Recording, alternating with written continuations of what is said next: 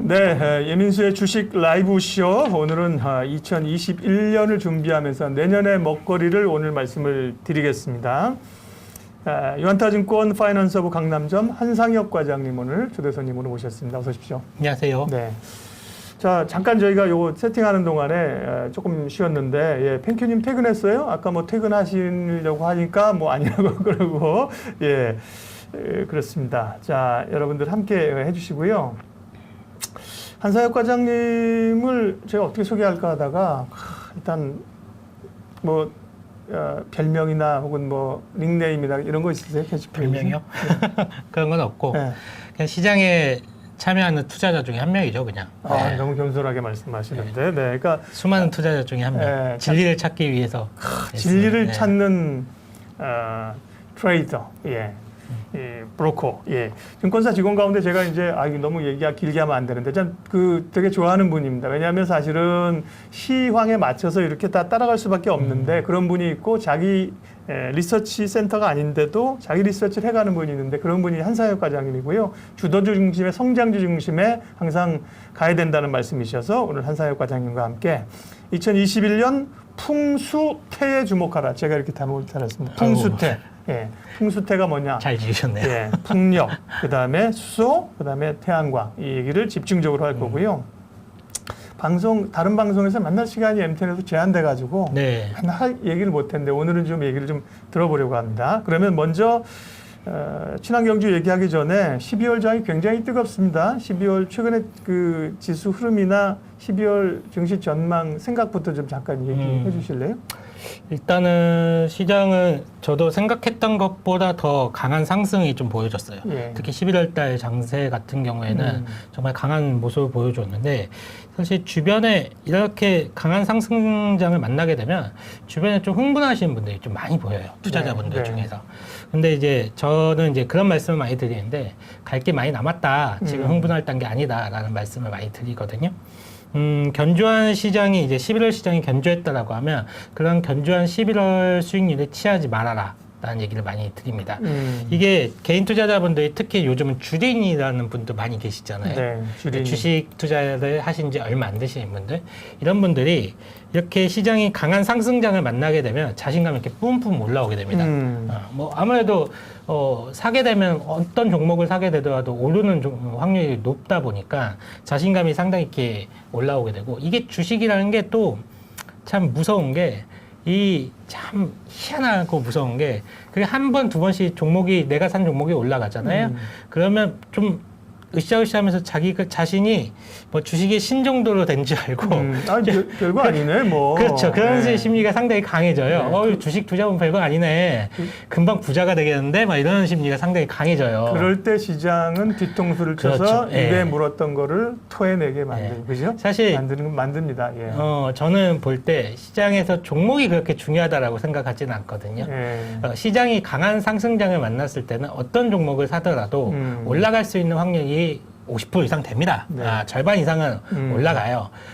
약세장을 만났을 경우에는 반대로 50% 이상은 떨어질 확률이 높고 네. 지금 강한 상승장은 상당히 많은 종목들이 올라갈 수 있는 확률이 굉장히 높은 거기 때문에 그런 시장 환경하에서 주식 투자를 하시는 분들은 지금이야말로 공부를 굉장히 열심히 하셔야 됩니다. 이때 공부를 굉장히 열심히 하셔야지만이 나중에 어려운 시장을 만났을 때 지금 공부한 걸 바탕으로 좀 대응이 가능하니까 너무 좋은 말이네. 네. 머리는 차갑게 가져가라. 네. 지금 너무 자신감에 뿜뿜 취해가지고 네.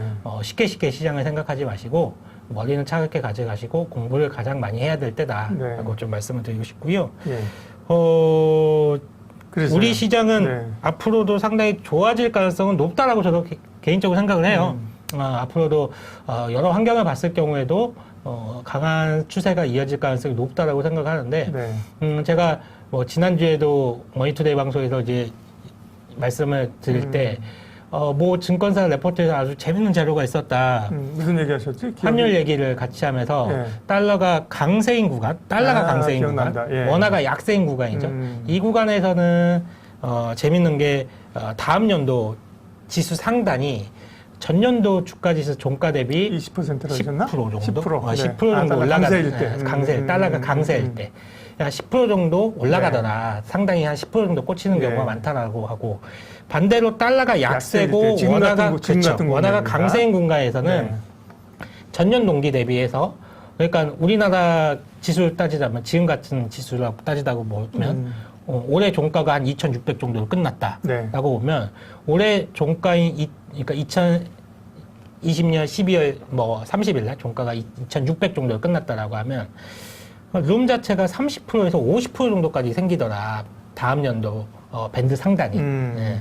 그러니까 확실히 투자하기 좋은 환경이라는 그렇죠. 거죠. 확실히 환율이 뭐 네. 원화가 강세인 구간이고 달러가 약세인 구간에서는 네. 이머징 시장이 우호적인 환경이 조성이 되는 게 맞고 30%는 얼마야? 그러면 거의 한 3,400포인트가 나오는 거고 네, 네. 50% 정도 50% 면. 올라간다라고 하면 거의 한 3,900포인트가 나오는 거거든요. 네. 그래서 저는 이게 뭐 3,400포인트가 간다, 3,900포인트가 간다, 얼마를 간다라는 말씀을 드리는 게 드리고 싶은 얘기가 아니고요. 지금 우리가 지금 밟고 있는 이 영역이 신고가 영역이잖아요. 신고가죠. 아무도 가보지 않는 길이란 네. 말이에요. 이 길은 지금 누구도 가보지 않는 길이기 때문에 이 밴드 상단을 어느 정도까지 뭐 내가 섣불리 내가 2,700이 고점이다, 2,800이 고점이다 이런 걸 먼저 이렇게 선을 긋고 생각하지 마시고 좀 더 여유 있게 좀 보셔야 된다는 말씀을 드리고 싶은 거고 지수는 어디까지 올라갈지는 정말 모릅니다. 여기서 아무도 가보지 않는 길이기 때문에 그 누구도 어디까지 갈지 예상하지 못하는 부분이고 반대로 빠질 경우에도 이 추세가 꺾여서 빠질 때도 어떠한 트리거를 발생돼서 빠질지는 그 누구도 모르는 거예요. 사실 올 초에 코로나 바이러스 때문에 전 세계 글로벌 증시가 다 팬데믹 사태에서 많이 빠졌을 때 우리가 뭐 예상했었나요? 뭐 이런 전염병 때문에 이렇게 증시가 그럼요. 초유의 박살이 날 거라는 그리고 건 이렇게 급격하게 올라올 줄 누가 알았어? 그렇죠. 아무도 예상을 못했잖아요. 마찬가지일 거예요. 지금 증시의 상승도 어디까지 갈지 모르겠지만 네. 마찬가지로 추세가 반전돼서 하락을 할 때도 어떠한 트리거가 생겨서 하락할지는 예상하지 못합니다. 네. 그렇기 때문에 너무 지금 예상을 너무 딱 내 머릿속에 틀에 박혀가지고 이렇게 될 것이다 이렇게 하기보다는 좀 유연하게 가져가실 필요가 그리고 있다. 이제 한 과장님 말씀하시는데 제가 추론하긴 그런 거예요. 어떻게 보면 아까 이제 종목이 그렇게 중요한 게 저도 어제 그 얘기했거든요. 이제 잡주만 아니면 좋은 그렇죠. 종목이면 네. 사실 종목이 중요한 게 아니라 전략과 멘탈이 훨씬 중요한 그렇죠. 건데 네. 지수도 저희가 지금 달러 약세 환경 좋다 그러지만 사실 3,000이 가냐 3,300이 가냐 3,800이 가냐도 사실 지수 때도 중요한 게 아니야. 지수처럼 그렇잖아요. 그렇죠. 내가 어떤 섹터의 주도주를 가지고 어떻게 수익을 내냐가 중요한 거지. 지수가 뭐 3,300 가봐야 뭐 못 오르는 거 가지고 있으면 안 되는 거잖아요. 네, 그죠? 맞아요. 네. 그래서 아무도 가보지 않은 길을 간다. 네. 큰 위쪽으로는 어쨌든 간에 열려 있고 밑으로도 또 변동성이 있으면 얼마나 올지 모른다. 새하얀 도화지예요 지금. 도화지고. 누구도 그려보지 못했던 그런 그림을 그리는 거기 때문에 어떤 그림이 그려질지 모릅니다 지금 상황에는. 네.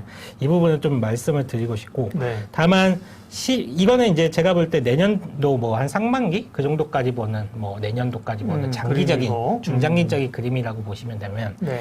단기적으로 딱 놓고 본다라고 하면 12월 시장만 놓고 본다라고 하면 아무래도 11월보다는 조금 조심해야 될 필요성이 있는 달이긴 해요. 네. 그 이유는 12월에 지금 뭐 가장 중요하게 제가 보는 부분은 미국 같은 경우에는 지금 재정정책, 그러니까 경기에 대한 부양책, 재정정책이 나와줘야 되거든요. 이게 안 나오면 미국에서 경기에 대한 문제가 발생될 가능성이 상당히 큽니다. 왜 그러냐면 12월 중에 이제 연방정부에서 계속적으로 지원이 됐던 실업보험 수당이라든지 이런 것들이 다 종료가 돼요. 이게 1,200만 명 정도가 실업급여를 타고 네. 있었는데 이게 올해 연말이면 이게 딱 끊깁니다. 딱 끊기게 되면 그리고 이제 렌트, 그러니까 집세 내는 거 있잖아요. 집세 내는 것도 연방정부에서 3개월 유예시켰잖아요. 다 그냥 일괄적으로 다 유예시켰거든요. 집세 안 내도 돼. 우리가 다 보장해줄게. 라고 다 유예시켰는데 그것도 올해 연말이면 끝납니다. 예. 그러면 올해 연말에 이런 경기부양책이 나오지 않는다라고 하면 미국에서는 소비절벽, 재정절벽이 올 수 그렇죠. 있겠네. 소비절벽이 네, 나올 수가 네. 충분히 있는 상황이 올 수가 있습니다. 네. 이 부분은 상당히 좀 염려가 되고 그리고 네. 경계해야 될 부분이라고 볼 수 있고 이거는 이제 미리 조금 볼 수 있는 부분은 12월 11일 정도가 되면 12월 11일이 왜 중요해요? 예. 미국 의회에서 내년도 예산안이 통과가 됩니다.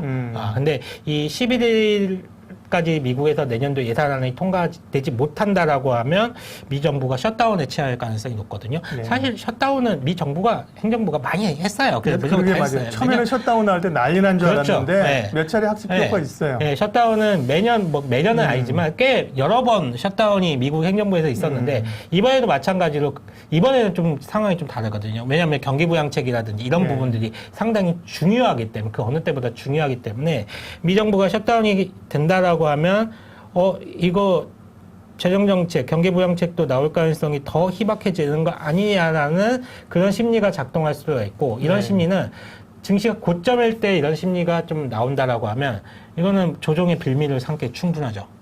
그렇기 때문에 이 부분은 조금 조심해야 될 필요가 있다라고 네. 보고 있고 다만 이게 끝나고 난 다음에 11일 날 예산안이 통과가 될지 안 될지 이 네. 부분이 끝나고 난 다음에 15일 그리고 16일 는 FOMC 회의가 있어요.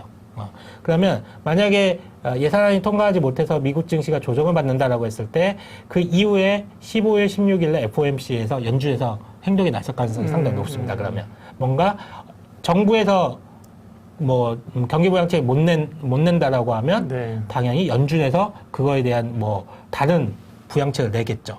그런 부분이 나올 가능성이 높기 때문에 이 부분도 한번 충분히 좀 봐야 될 부분이 있다라고 보고 있습니다. 미국도 마찬가지예요. 이거는 12월 증시에서 하나의 좀 이렇게 잡음, 노이즈 발생이 된다라고 하면 이런 정도의 노이즈가 발생이 될 수 있다라고 보는 거지. 그렇다고 대세의 흐름이 훼손되지는 않는다라고 보고 있습니다. 역시나 미국 역시도 그렇게 생각을 하고 있는 건데 왜 그러냐면 지금 중국이 미국을 열심히 지금 따라잡고 있잖아요. 근데 중국 같은 경우에는 올해 코로나 바이러스 때문에 타격을 입었다라고 하지만 경제 성장률이 5%, 6%씩 나오거든요. 올해 유일하게 플러스 성장하는데 그렇죠. 중국이잖아요. 근데 미국 같은 경우는 올해 이제 마이너스 한 3%, 마이너스 4% 그렇게 예상이 되잖아요. 그러면 미국이 만약에 계속적으로 마이너스 성장률을 기록하고 중국이 계속 플러스 성장률을 기록하면 결국은 중국의 경제 규모가 미국을 따라잡을 수도 있는 부분이거든요. 그러면 미국의 경제가 따라잡힌다는 건 미국 입장에서는 상당히 위협받는 요소인 거고 이거를 미국에서는 해결하려면 뭐 여러 가지 방법이 있겠지만 지금 취하고 있는 방법은 웰스 이펙트, 부의 효과, 소득의 부의 효과. 네. 그러니까 주식도 올라가고 부동산도 올라가고 하고 하면 뭐 서로 특히 미국 사람 그렇죠 소비력도 많아지고 미국 사람들 같은 경우에 연금의 대부분을 다 주식으로 운영이 되기 때문에 당연히 내 노후가 안전하다고 하다 보면 소비가 늘어날 수밖에 없거든요. 네. 이런 것들이 특히 미국 같은 경우에는 소비가 경제에서 차지하는 비중이 한 60%, 70% 정도 되기 때문에. 구조적으로 경제 성장이 GDP 성장률이 못 올라오는 상황에서는 네. 주식 시장을 절대 꺼트릴 수는 없습니다. 주식 시장이 계속적으로 올라가 줘야지만이 중국에 따라잡히지가 않아요. 부의 효과, 웰스 효과가 계속 웰스 이펙트가 계속 나올 수가 있거든요.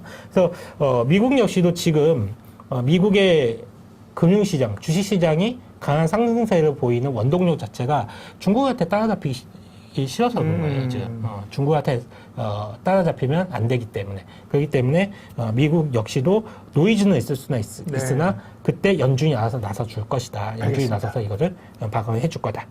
거기까지 하겠습니다. 네, 한사육 과정이 완전 유튜브 스타일인데? 그래요? 예, 방송에도 뭐 기존에 케이블 방송도 같이 하지만 딱 유튜브 나오시니까 딱 원래 그 자연스러운 풍채와 이런 거 있잖아요. 이런 아까 그래서 말이지 이게 딱 여기 고정 코너 하나 만들어도 되게 나오셔야 될 것 같은데 예, 가림막을 이렇게 딱 저희가 하고 앉아 있으니까 도서관에 있는 것도 같고 저도 유튜브가 더 재밌어요. 예. 1인 식당에 이렇게 둘이 앉아 있는 것 같고 그러게요. 아무도 가보지 않은 길을 단기적으로 12월에는 뭐 덜컹거릴 수가 있지만 크게 보면 어쨌든 아무도 가보지 않은 길을 간다. 그 얘기를 하셨고요.